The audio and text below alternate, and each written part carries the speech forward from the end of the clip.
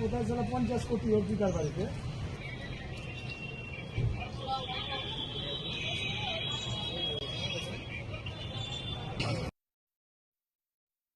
এই যে ছোট্ট ভিডিও ক্লিপটি দেখলেন, এটি কালিয়াচক পুলিশ স্টেশন।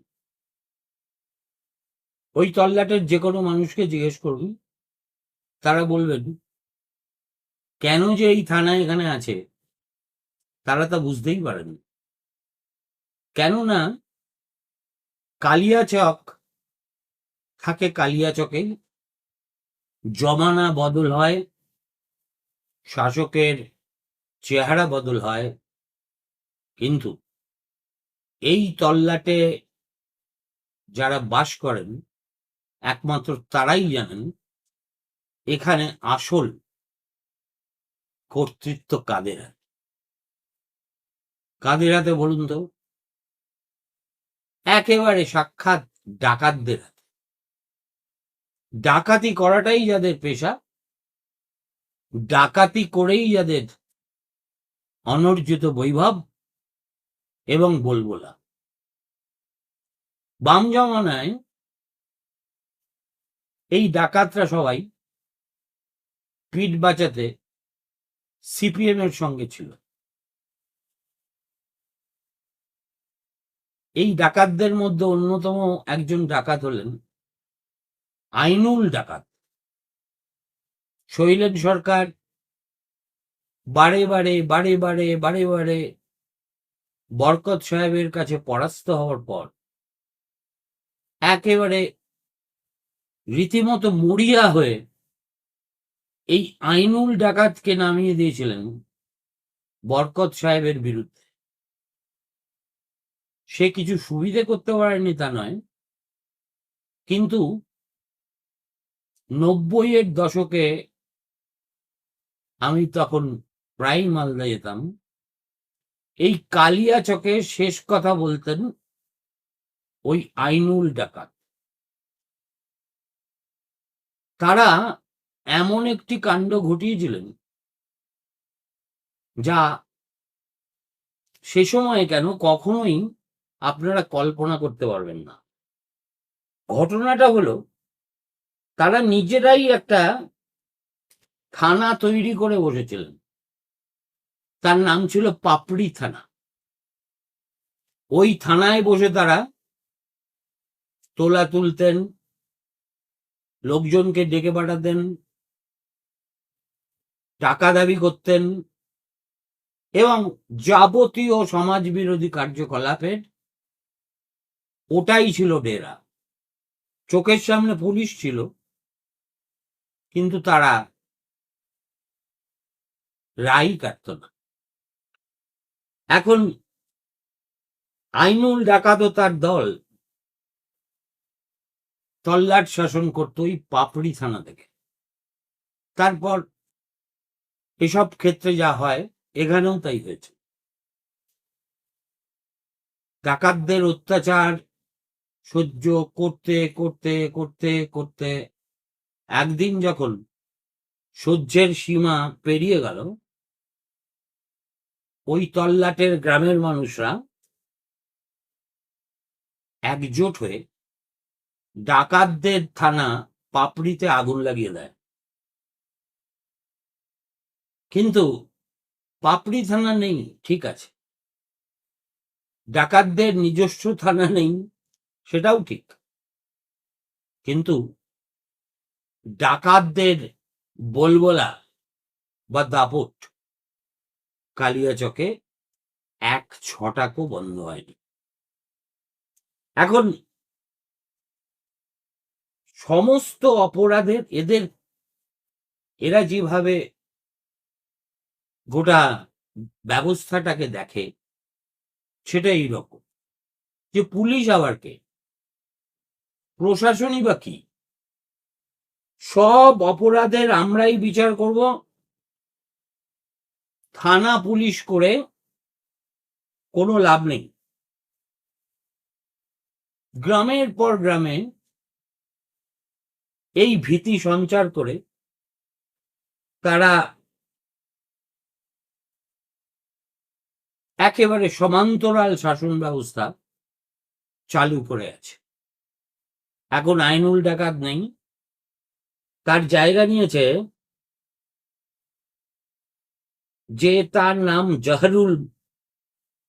টাইটেলটা কি আমি ঠিক এক্ষুনি বলতে পারবো না। ওই আর কি, আইনুলের যোগ্য শিষ্য। আইনুল ছিল সিপিএম এর ছত্রছায়ায়, আর ইনি আছেন কাদের ছত্রছায়ায় আমার বলে দেওয়ার কোনো প্রয়োজন নেই। এখন মাঝে মাঝে এই কালিয়াচকে এমন সব ঘটনা ঘটে যা নিয়ে বাংলার মিডিয়া এক লাইনও লেখে না, বা লিখলেও বুড়ি ছোঁয়ার মতো করে লেখে, কিন্তু অপরাধের গুরুত্ব বিচারে এগুলো সাংঘাতিক। দেখুন, বেআইনি অস্ত্র, মাদক, যত রকম পার্থিব চোরাচালান আছে তার তীর্থক্ষেত্র হচ্ছে কালিয়াচক। সেটা আবহমান কাল ধরে চলছে, এখনো চলছে। কিন্তু বাড়তে বাড়তে বাড়তে বাড়তে ডাকাতদের আজ এত সাহস হয়েছে যে তারা 2022 সালে ওখানকারই একজন কাপড় ব্যবসায়ীকে অপহরণ করে নিয়ে যায়। সঙ্গে সঙ্গে তার স্ত্রী দৌড়ে কালিয়াচক থানায় আসেন। কালিয়াচক পার্শ্ববর্তী সব থানাকে অ্যালার্ট করে দেওয়ার পর সুতি থানার পুলিশ NH-34 থেকে এই ভদ্রলোককে ডাকাতদের হাত থেকে উদ্ধার করে। এই ঘটনা জানাজানি হওয়ার পর তৃণমূল জাহরুলকে দল থেকে বের করে দেয়।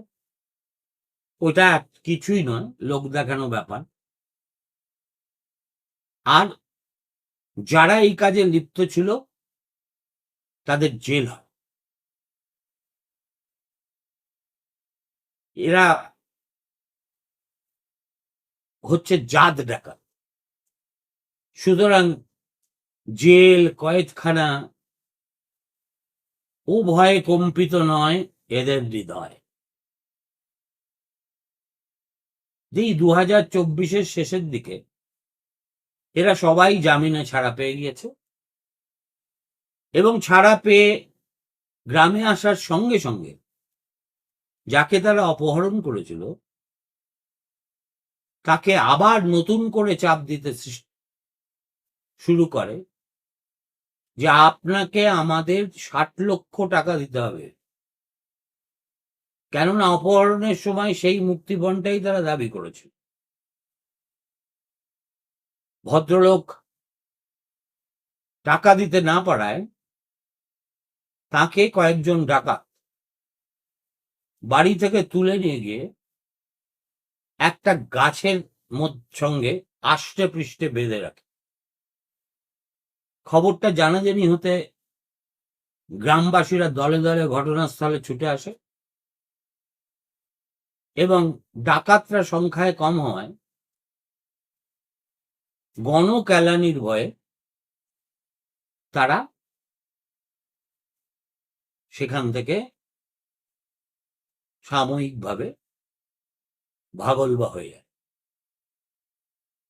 কিন্তু এই ব্যবসায়ী, যার নাম রহিম বিশ্বাস, তার উপর অত্যাচার কম, 1 ছটাক কমেনি, বরং এতটাই বেড়েছে যে আজকে তিনি কালিয়াচকের বাড়িতে তার স্ত্রীকে রেখে মালদা শহরে আত্মগোপন করে আছেন ওই ডাকাতদের ভয়ে। সেই ঘটনাটা কি একবার আপনারা রহিম বিশ্বাসের মুখেই সে কথা শুনে নে। জহুরুল খান, ইলিয়াস খান, রাক্কি খান, এরা 3 ভাই মিলে আমাকে 2022 সালে আর কিছু দলবল ওরা জোগাড় করেছিল, সবটাই অ্যান্টি সোশ্যাল ক্রিমিনাল, কিডন্যাপ করেছিল 2022 সালে 29/6। তখন আমার ওয়াইফ একটা লিখিত কমপ্লেন করে রাত 10টা নাগাদ। তারা পুলিশ অ্যাকশন নেওয়ার পরে চন্দুরমঠ টোল ট্যাক্সে আমাকে পুলিশ স্পটে রিকভারি করে, পুলিশের মারফতে সূত্রতে আমি উদ্ধার হই। তার স্টিল ছবিও আমার কাছে আছে। ওদেরকে মুক্তিপণ বাবদ টাকা দিতে হয়েছিল? নিশ্চয়ই হয়েছিল। কত টাকা দিয়েছিলেন মুক্তিপণের জন্য? মুক্তিপণের জন্য ওরা দাবি করেছিল তো 60 লক্ষ টাকা দাবি করেছিল। কত দিতে হয়েছিল আপনাদের? না, আমাকে তো দিতে হয়নি, তো পুলিশ তো রিকভারি করে নিল। 60 লক্ষ টাকা দাবি করেছিল, মেরেছিল প্রচুর, বন্দুকের বাঁট দিয়ে গাড়িতে মারতে মারতে নিয়ে গেছিল, না দিলে ছাড়বো না। ওরা কোন দল করে? ওরা টিএমসি দল করে। ওখানে কি তোলাবাজি, এই কিডন্যাপিং, এই কেসগুলো ওরা খুলে আম করে থাকে, পরপর করতেই থাকে। যেটা সাকসেসফুল হয়ে যায় ওটা কেউ জানতে পারে না। আমারটা পুলিশ যেহেতু ধরে নিল, স্পটে ধরে নিল, তখন ওদের প্ল্যান সাকসেসফুল হলো না। এবার ওদেরকে রিমাইন্ডে নিয়ে মারলো। আপনাকে কতদিন আটকে রেখেছিল?